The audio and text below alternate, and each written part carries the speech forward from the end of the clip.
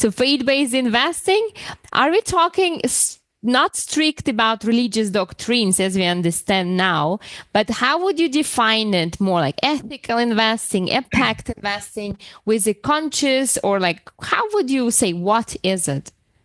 That's a very, very good question. I would say it's not guided by doctrine. However, it is guided by what doctrine often tries to grasp and express.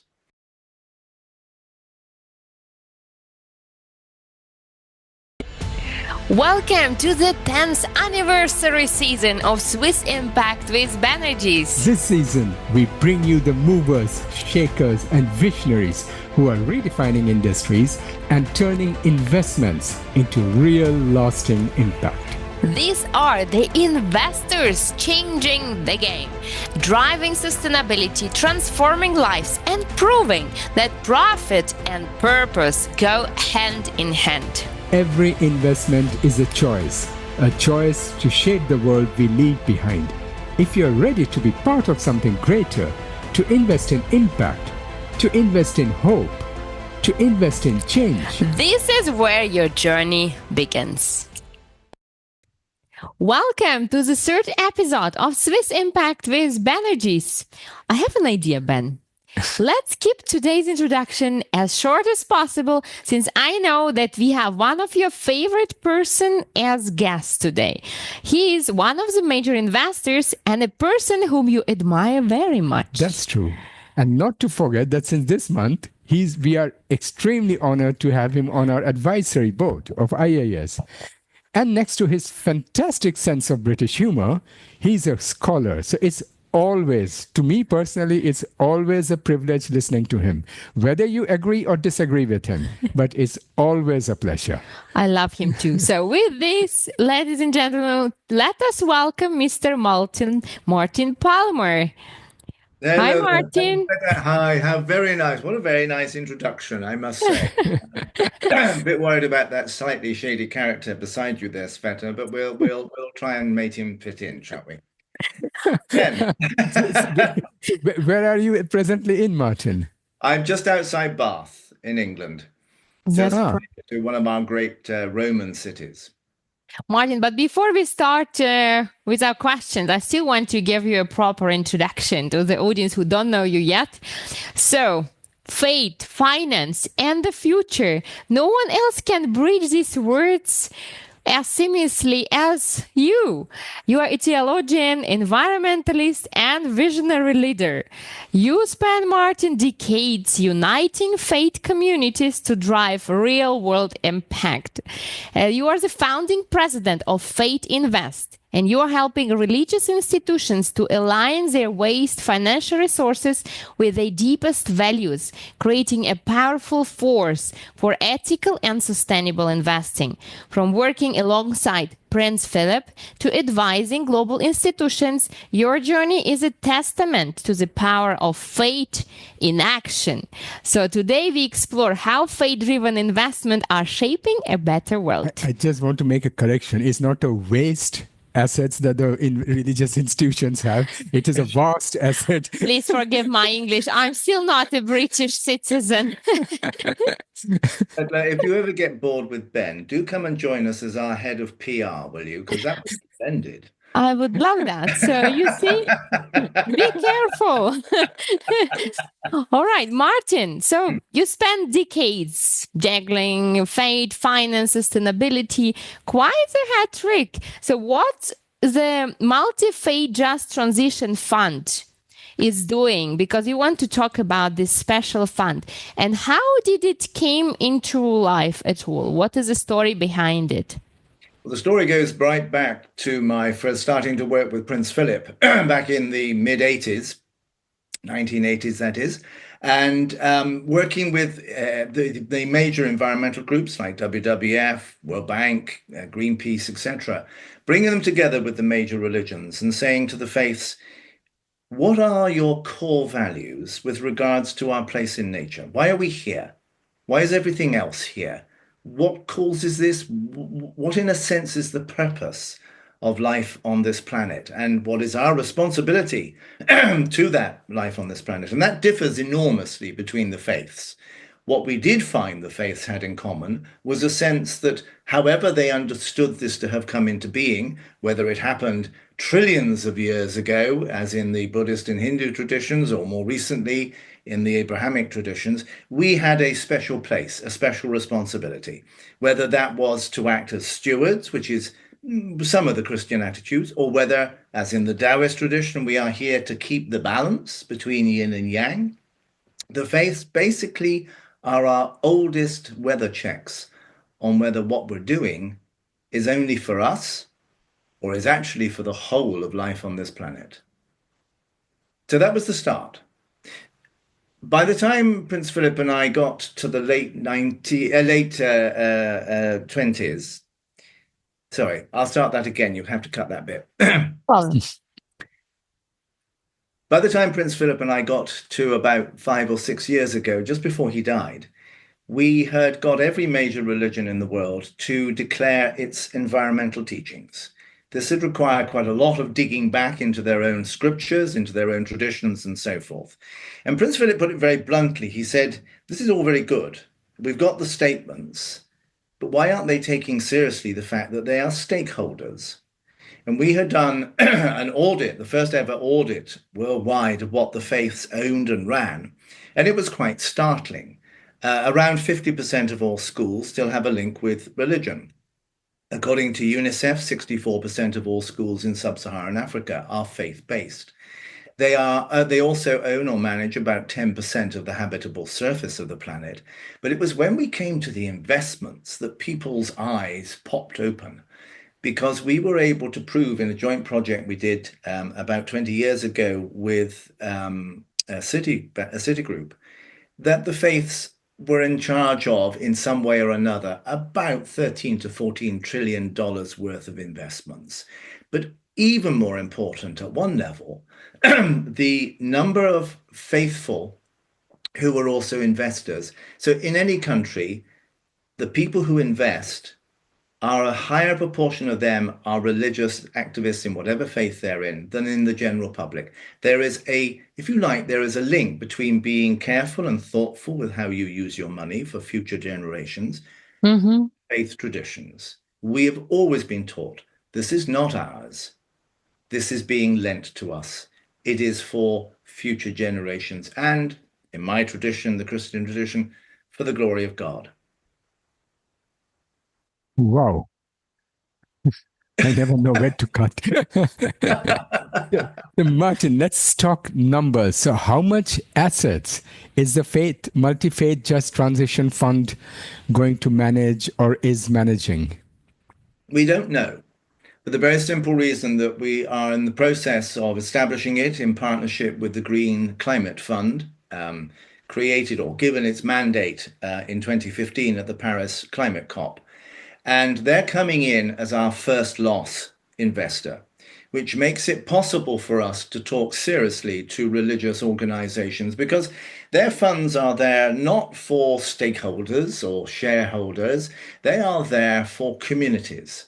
Yep. We're the third sector. We're not private. We're not public.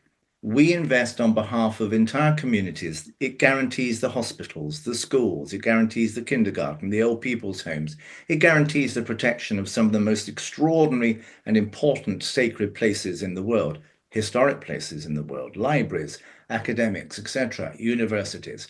So we have to be very conscious that the faiths already have major calls upon their finances. What we wanted to do was to say to them, yes, but are you faith consistent in your investments?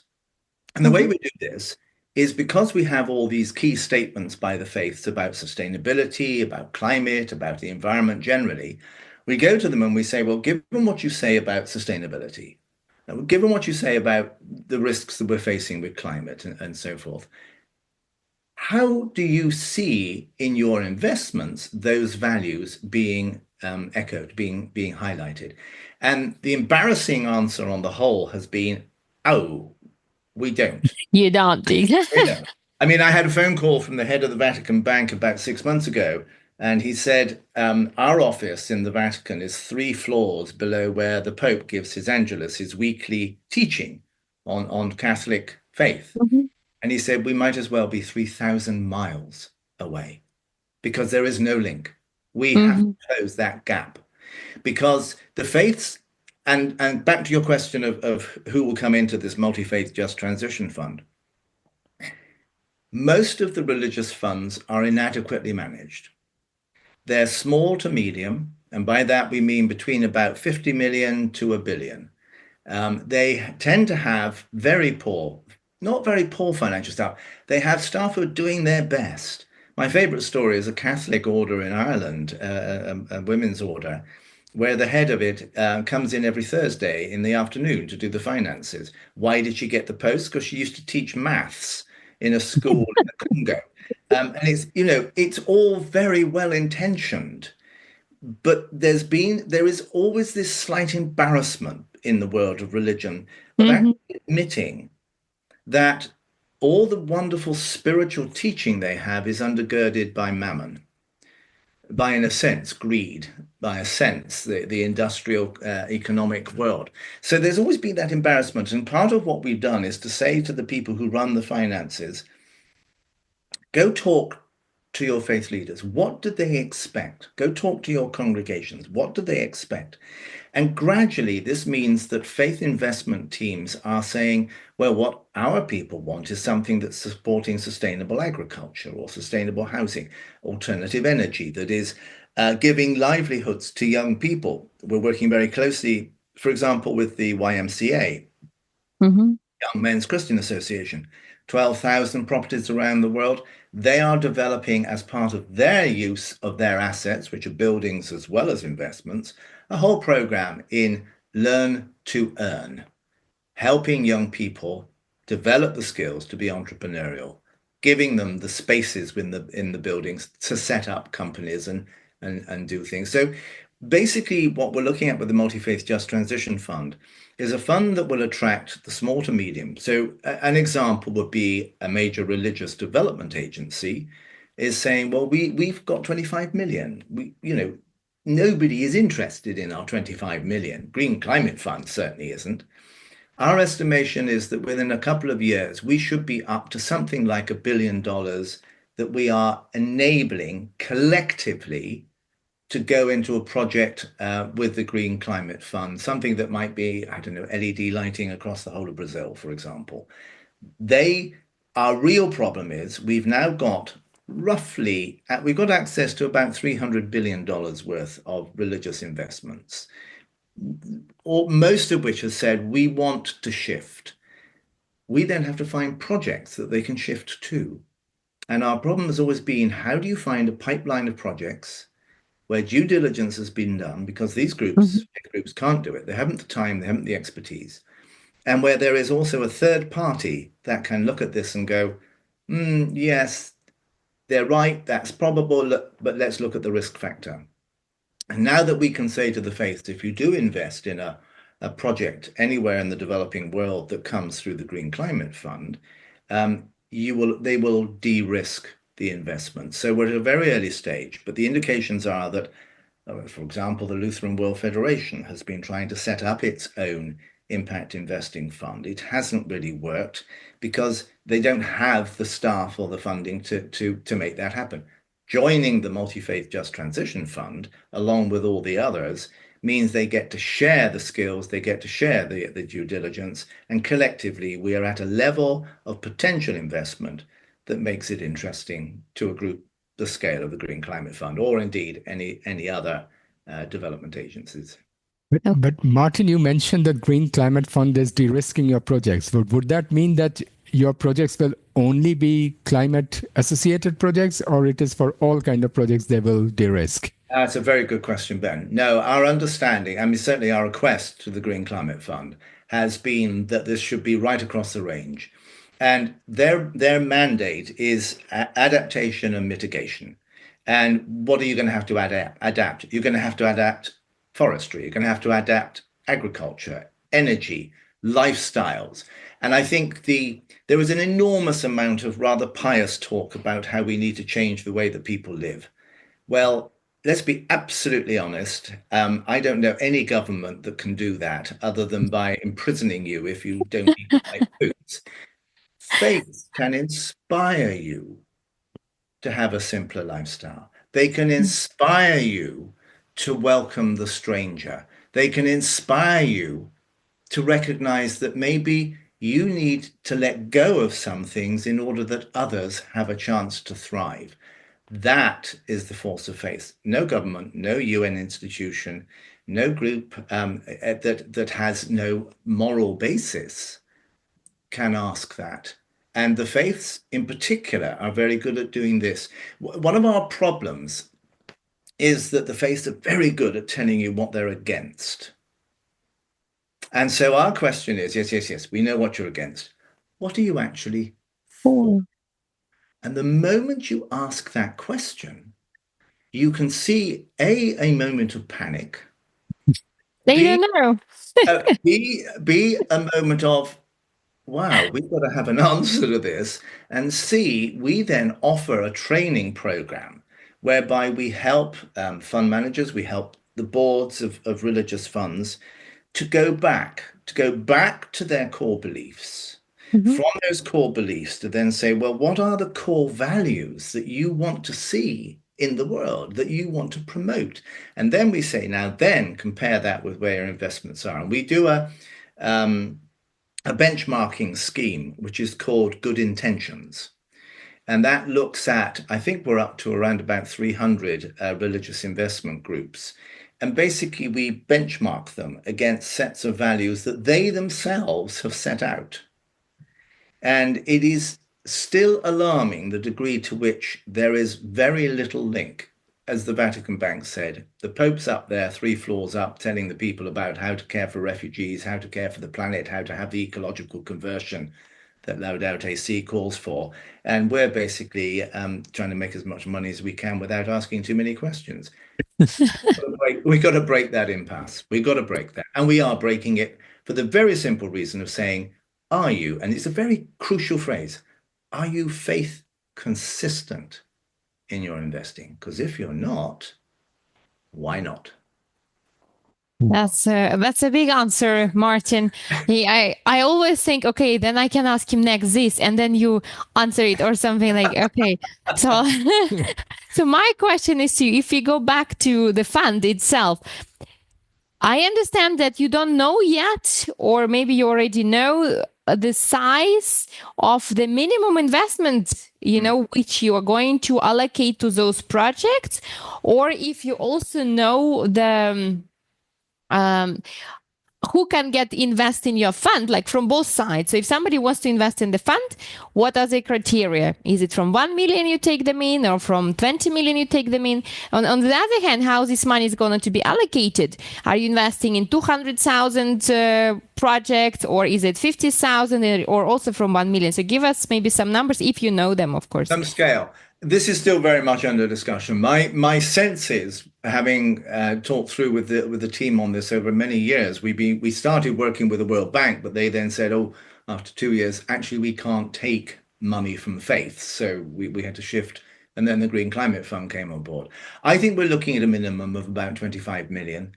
Otherwise, the paperwork becomes ridiculous. In terms of the scale of investment, whilst the Green Climate Fund will be a preferred partner for this, there are other groups also that are coming to us and saying, well, look, if you've got the capacity to put in, say, 100 million or 200 million for the Green Climate Fund, I think we're looking at 500 million as being a kind of reasonable figure. Our estimate at the moment is probably up to a billion by the end of the first 2 years, but then we see it as a kind of why aren't you in it element for many, many other faiths. There is also the issue, and this is a really crucial one as well, can individuals inspired by their faith also participate? So at the moment, for example, we are developing with Hong Kong University and with the China Taoist Association and the World Federation of Taoists, a Taoist investment hub based in Hong Kong, which will be part of this multi-faith just transition fund, because Chinese tradition and beliefs are radically different from the Abrahamic faiths. And in a sense, We need to come at it from there, first of all. And that's already attracting the interest not only of temples and monasteries within the Taoist tradition in China and elsewhere, but very, very, very wealthy Chinese, billionaires who are looking at having more money than the gross national product of China was when they were born, and saying, what do I do with this? And turning to Taoism, some to That's a Buddhism. big problem, no? I would love to have that one. Unfortunately, too late, already born. That's a very good point. But they're saying, where do we derive any sense of guidelines, any sense of prioritizing? And so the Taoist investment hub based at Hong Kong will basically enable very wealthy billionaires to put in, I don't know, $1 billion or $2 billion into a fund that has an understanding of where they're coming from in terms of beliefs and values, enables them to feel that they are contributing something that also enhances and brings the Chinese traditions and cultures into this field. It was very interesting when when Xi Jinping was in California about 2.5 years ago to a big meeting with business leaders. He gave a very impassioned speech. He said, why do we only have one kind of set of values, basically Western materialism? Why isn't there not space for other values? We have 5,000 years of values. He then quoted directly from the Taoist statement on the environment that the Taoists drew up in 1995 at the invitation of Prince Philip, and said, this is what we believe in, that a kingdom in which everything flourishes is a truly rich kingdom. That's what we need to be part of. So we're looking also to how wealthy individuals for whom faith is their guiding star can also contribute. Whether that will be as in quite the same way as, for example, the Buddhist Association of Japan, we don't yet know. But that space for the faith to be the guiding star for their faithful in what they do, according to the survey that we did with Citigroup, that would add possibly another $8 to $10 trillion of faith-influenced finance. Okay, yeah. Martin, it's amazing. Every answer gives so much more answers than you can imagine. So let's dive into faith investing. I suppose it's more than just holy intentions, right? So faith-based investing, are we talking not strict about religious doctrines as we understand now, but how would you define it more like ethical investing, impact investing with a conscious, or like, how would you say, what is it? That's a very, very good question. I would say it's not guided by doctrine. However, it is guided by what doctrine often tries to grasp and express. So in my faith, we have this year as the 1700th anniversary of the creation of the Nicene Creed, which is pretty much the defining description of what Christianity means and has been used by every major Christian tradition for 1700 years. However, that language, which is grappling with how do you describe the indescribable, how do you define that which is the origin of everything, has many flaws and falsehoods in it. So our approach is to say, what is it you actually are trying to tell the world? What is it? Is it the love of God? Is it that we are part of a cycle and a circle of life that reincarnates itself and brings us back and takes us forward? Is it something in which humanity actually is not that important? I mean, there's a wonderful thing in the Chinese tradition. When you come to the creation of the world, it's described as being the body of a great figure called Panku. And Panku lives for 10,000 years. He grows to be enormous, vast, big enough to create a whole planet. And then he dies. And the whole of life on this earth comes from his body. So his bones create the mountains, his flesh is the soil, his blood is the waters, the hairs on his body are the trees and the forests and so forth. And then, in a somewhat rhetorical way, the tradition says, and where do human beings come from? And a slightly less elevated version than the book of Genesis, it says we are the parasites on his bottom. So depending on where you start from, you can have a very different understanding of our role. And one of the things that I think we find many of the faiths wanting to challenge is what happened in the Renaissance and then was then further pursued in the Enlightenment, which is to put man, and I will use that word because that's what they did. Women were not part of this equation, to put man as the center of the meaning of the universe. You think of that famous Leonardo da Vinci picture of the body almost as a perfect sphere.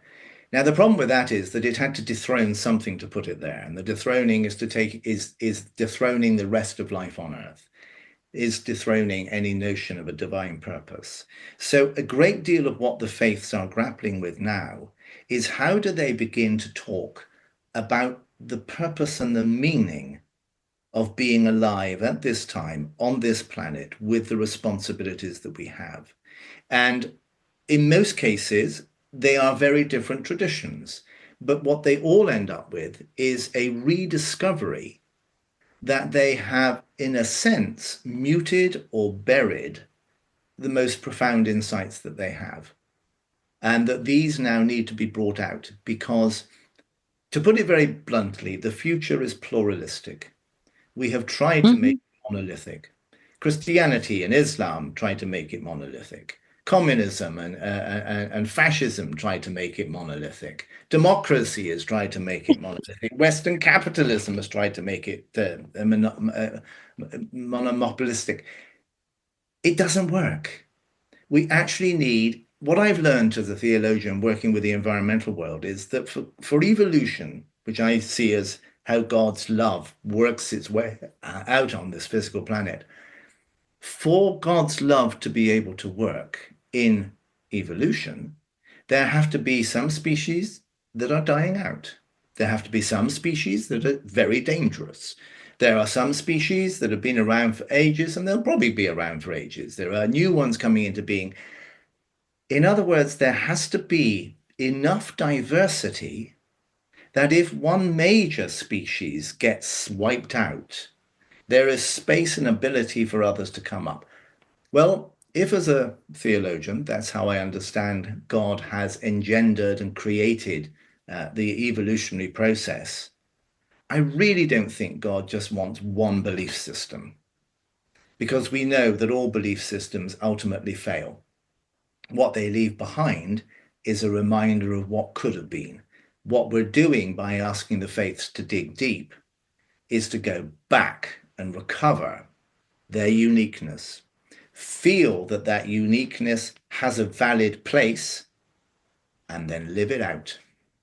That's amazing. One of the great spiritual masters said, it's unity that accommodates differences. Exactly. Right. So that's how I see the world as well. Our danger in the West has been that we've always seen diversity as meaning division. We've always seen it, oh, they don't agree with us. Oh, they must be wrong. Whereas the real growth in human understanding has been where there's been this intersection between cultures. Behind me is a statue.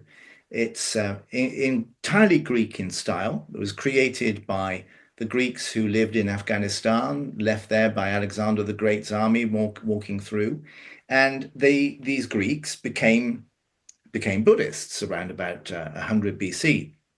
But being Greeks, the idea that you would have a religion that didn't actually have any statues was anathema. I mean, how can you worship? You haven't got any statues.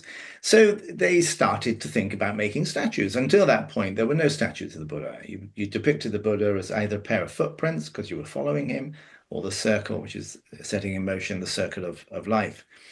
So what did they do? They sat down and they thought, oh, the Buddha, the enlightened one. The enlightened one, oh, like Apollo. Which is why Buddhist statues to this day have a sun disk behind their head. We call it a halo. It's actually the sun. And why the Buddha is dressed like a Greek in a toga. What a wonderful fusion. What a wonderful fusion. And that's what I love, are those moments where, in a sense, cultures come together and create something that neither one could do by themselves. That's what we're excited by. Wow. That's right. I never know when to jump in with my questions. But Martin, the Multi-Faith Just Transition Fund is being called a game changer. So what makes it stand out in the sea of green and impact funds? I think, well, I recently took the leadership of the Green Climate Fund to Beijing, to the White Cloud Temple, the center of Taoism in China, for their first ever meeting face to face with a religious tradition because of what we were doing. And as we walked out, I said to the head of the Green Climate Fund, "Do you not think you need to rename yourself? Because given the way that major companies and governments are going now, green and even climate are problematic words. They are words that make people feel they've either got to be with it or against it. We've lost the common ground." And she laughed and said, "Well, I don't know." She said, "Certainly when I go to the States," and this was just before Trump was elected for the second time, she said, "when I go there, it's a no-no name, Green Climate Fund." And you asked the question, are we only investing in climate solutions? No. Our understanding is that this is about a sustainable life. And I think that's a much better phrase than green climate, because green has become almost a meaningless word. So I think what we are bringing into this is, if what we want is a sustainable ecological world in which the whole of life on this planet has every opportunity to flourish, where do we find the inspiration for that? Because frankly, we don't find it in the word green. I'll give you an example. About 15 years ago, somebody had the bright idea of producing the Green Bible. The idea was to highlight all the texts in the Old Testament, the Hebrew Bible, and the New Testament that were green. The only problem was that any mention of someone wearing a green cloak got highlighted. Any mention of any green vegetables got highlighted. In other words, there was no ability to discern between, for example, Psalm 24, which says the earth and the fullness of the earth is the Lord's, which is a profound ecological statement. In other words, this is not for us, this planet. This is God's planet. That didn't get highlighted because it didn't have the word green in it. So there is a real problem that we kind of reduce it to idiocy.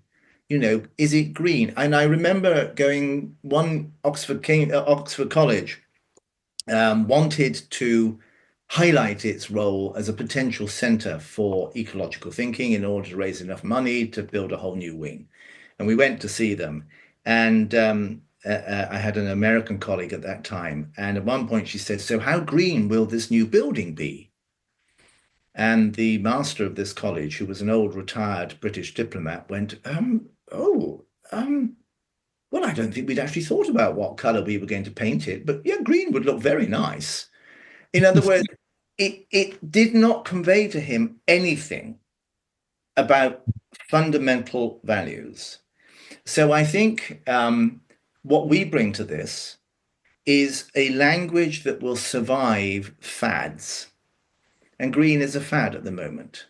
It's what people felt they ought to tick the box of. That's going. Look at how many companies have withdrawn. BlackRock have withdrawn from putting their name to things that are green and saying, "Oh, well, that's there, that was past." We've got to have something that we're anchored in.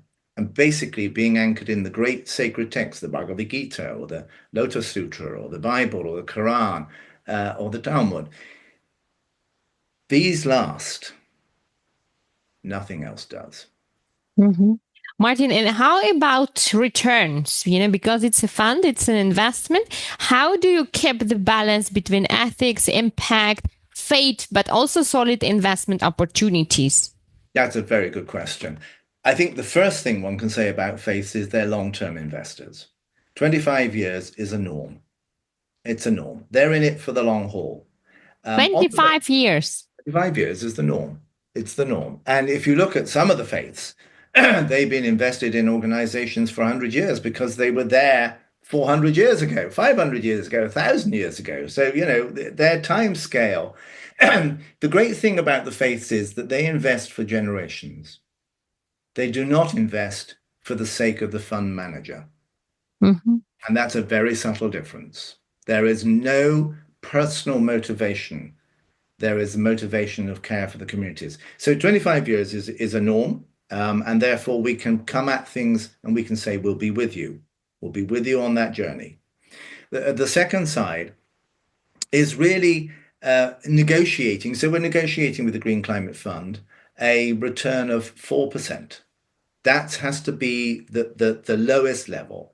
Mm-hmm. And they are saying, yes, we can do that. And it may even go up higher than that. But we're saying, yes, okay, as long as we can say it's 4%, our faiths will look at this seriously. What they're not expecting is, 1 or 2%, because that would mean that they were losing out, and they are supporting all these institutions that are crucial to the well-being of civil society, not the well-being of a few wealthy individuals. If it can go higher than that, that will be a benefit. But I think there is also an element in some faiths where they are willing to take a loss. So that if there needs to be a recognition that there will not be in the first 5 years any level of significant return, they will look at that seriously, because their interest will be, is this a stable structure? Is this a stable industry or product? What is it contributing? Why will it still be there in 30 years' time? Mm-hmm. That's the kind of questions they ask. Okay. And Martin, may I ask, who is knocking at the door of MJTF? Is it the big institutions, ultra high net worth individuals, or is it faith-based organizations who want to put their money to work? It starts with the faith institutions that want to put their money to work. Absolutely. Because particularly where we've got small and medium, and if you go on our website, there's a brilliant paper by Mike Evan, one of our founders, on small and medium religious investment groups and the kind of challenges they face, but also the scope that can happen when you create a structure that allows them to come under an umbrella and share the costs of being proactive in investing. We then have groups like the Green Climate Fund saying, oh, this is interesting. This is a whole market that we'd never thought of before. And that's enormously encouraging. We are also beginning to work on a program with fund managers, with secular fund management groups who are saying, oh, you mean the faiths don't just want us not to invest in pornography and armaments? Oh, that's a blow. We thought it was ever so easy. And in fact, one of the problems has been that we have to train the professional fund managers and so forth in actually recognizing that a faith will want their money to be faithful, not just that it isn't doing bad things. So the faiths have been very, very much at the front, or rather, to be frank, the Abrahamic faiths, Judaism, Christianity, Islam, have been at the forefront of disinvestment from fossil fuels. What they've been very poor at is then actually putting that money that they're no longer investing into sustainable energy, because you can't just suddenly say, oh, you can't have any energy. But that link has very rarely been made. So part of what we're looking at is with the faiths saying, we know what you're against, what are you for, and how will you put your money into it? So the driving factor is the faith-consistent investment of the faiths. But we are getting a lot of interest from professional fund managers saying, well, how do I speak to the Catholics or the Taoists or the Buddhists or the Hindus or the Shinto? We're training them as well. Okay. And Martin, so can you share with us the big vision of this fund in the next 5 to 10 years? So what do you want to achieve? What impact do you want to get out of this? Well, I want to make it happen so I can retire. Um, because That's very honest. I keep trying to do this and it doesn't quite work. And my wife is going, "Oh yeah, you're going to retire, are you?" Yeah, yeah. So I've said to her, "Look, once I get this up and running, I'm just going to go off and visit old churches and temples and things." So, but at a professional level, I think it is recognizing and bringing to the table of discussions the faiths. There is no other structure in the world that supports civil society at this level other than education. There is no other network that actually has discernible, trackable, traceable, highlightable core teachings that should be directing this. The fact that those core teachings have been put to one side is a scandal. It's a scandal. The faiths have failed to be faithful. Mhm. And occasionally I tell them off. Most of the time, I like to give them a vision of what the world could look like if the way we invested and the way we tried to live and the values we lived by were the ones that they have preserved through stories, through tradition, through liturgy, through the way we bring children up, the way we eat, all these things, that these hold the seeds of a better future. But we have put them into little boxes and stuck them in cupboards. Let's bring them out. Let's water them. Let them flourish. Wow. That's amazing. You know, Martin, I don't know why this anecdote is coming to my mind, which I think I need to share it, you know. When I was still working at the bank and I had a friend, a portfolio manager, and I was already fascinated by impact investing. And he said, okay, look how the world is. And we created in Bloomberg a fake, like you can make a fund, right? But you can just put whatever stocks you want there. So he put all the tobacco, weapon industry, all the bad things, and we called it evil fund and compared it with impact investing. And what do you think? The evil fund was thriving, you know, and even after some time we were checking it, it was flourishing. So this is what we need to look at. We are putting our money in those industries and expect the world to be different. So it's definitely on the inside of human beings that we need to dive deeper, you know, and dig out all these negative things in order to change the outside picture. So aligning investment is one of the actions I think that people need to do. Absolutely. And we can do it. It's already happening.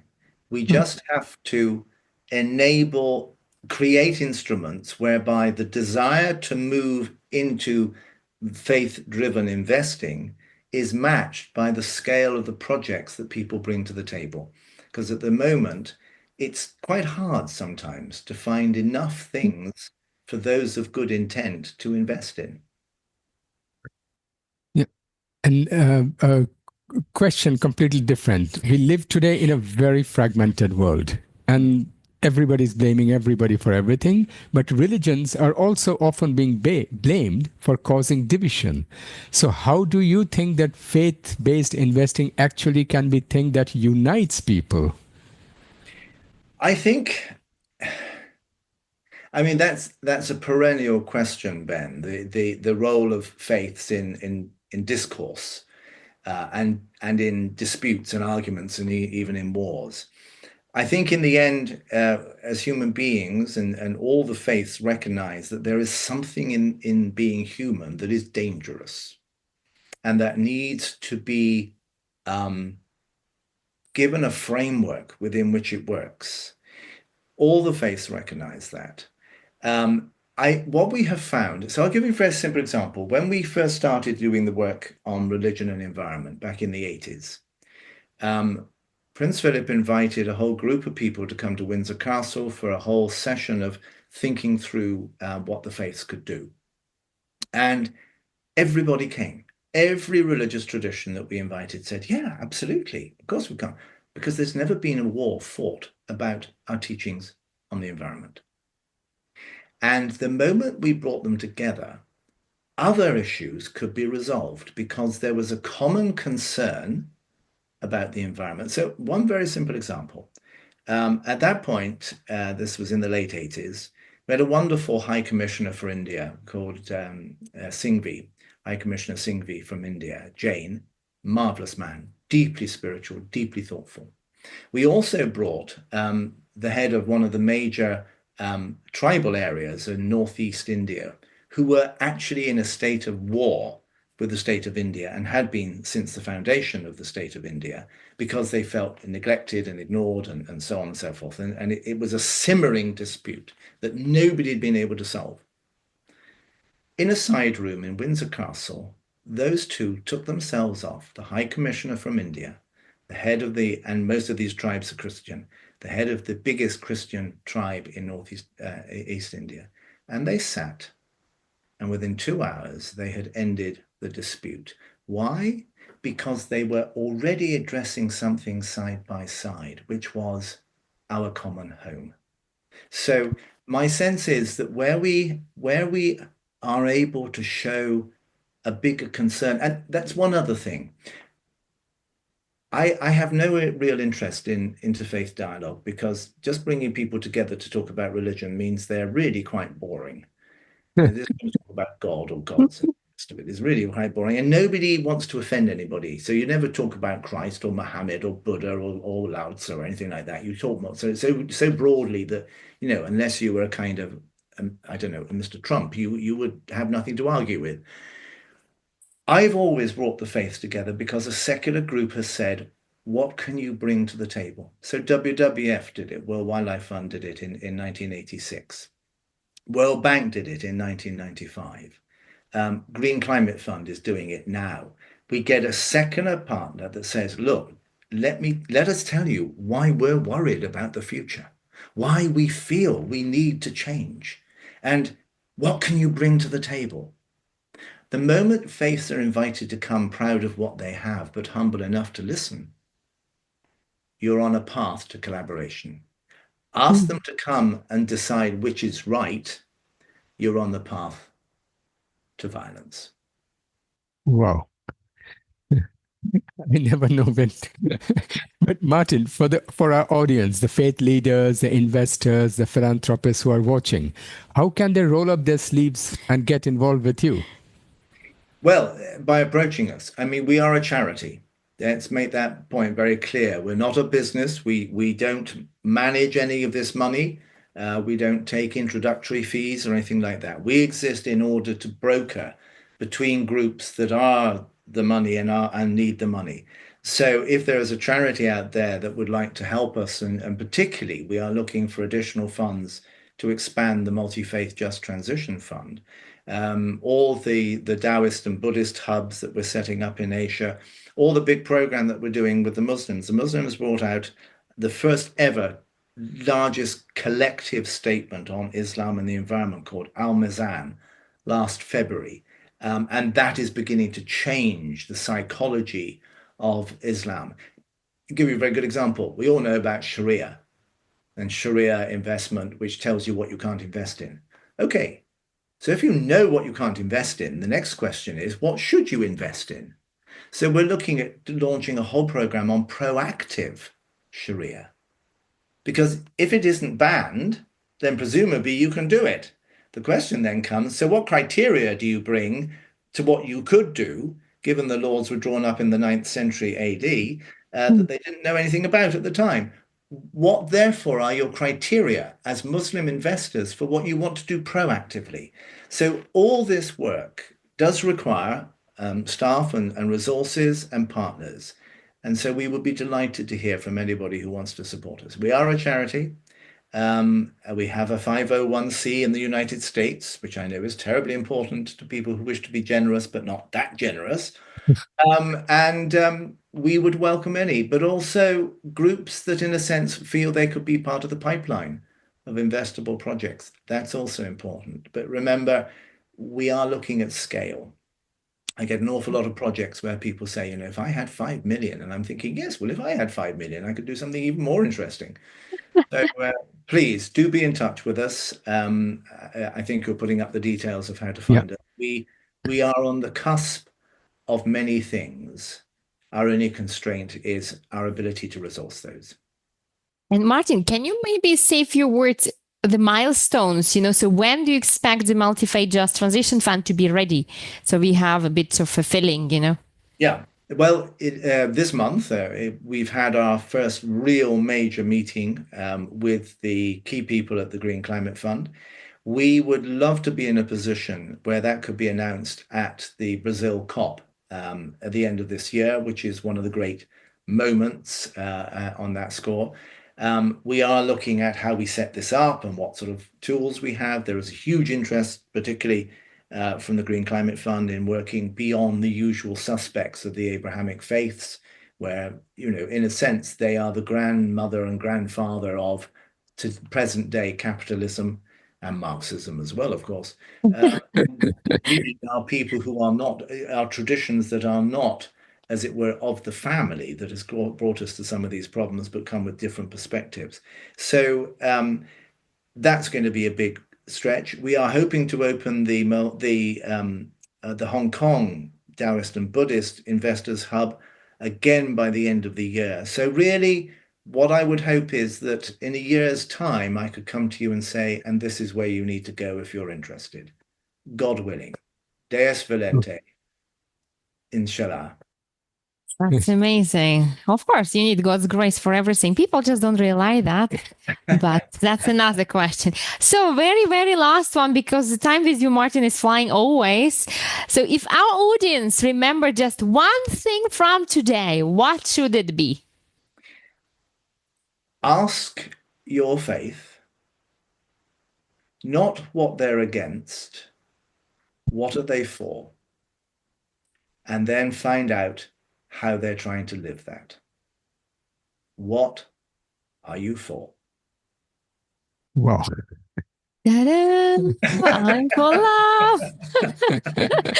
You asked. But that Okay. seriously is it. We're so good at saying what we're against. Let's actually sit down and say, well, what am I for? What is my faith for? What is my company for? Ask that question. We don't ask it enough. Ask it. Amazing. Martin, thanks so much for joining us today. Pleasure, as always. Looking forward to see you in person Yes, a lot.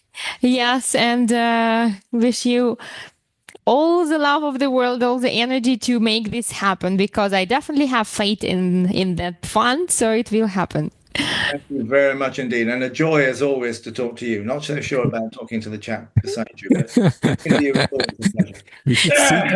we should see to it that he should work always. He should never retire. That's exactly what my wife fears. That should be Take the care, thought. both of you. Seriously, thank you for this wonderful opportunity, and thank you for all that you both do, because you are living your values. It's rather exciting. Thank you, Martin. We see you soon. Thank you. Bye-bye. Bye-bye. Okay. Bye-bye then. So, dear audience, with this, we end the show of today. And the coming weeks will bring more investors and maybe some projects as well, but mainly investors who are inspired by faith, love, to make you all happy and to thrive. But we need you too, right? You are one of the unity. Remember that. See you next week. Bye for now. Bye-bye. Bye-bye. What an inspiring conversation. Impact investing is more than just finance. It's about shaping the world we want to live in. If this episode sparked new ideas or possibilities for you, don't keep it to yourself. Get involved. Subscribe for more powerful insights. Follow us on social media and be part of this movement. Are you an investor making a difference? We'd love to feature your story in our next episode. Reach out and join us. Let's build a better, more sustainable world, isn't it? Together. See you in the next episode.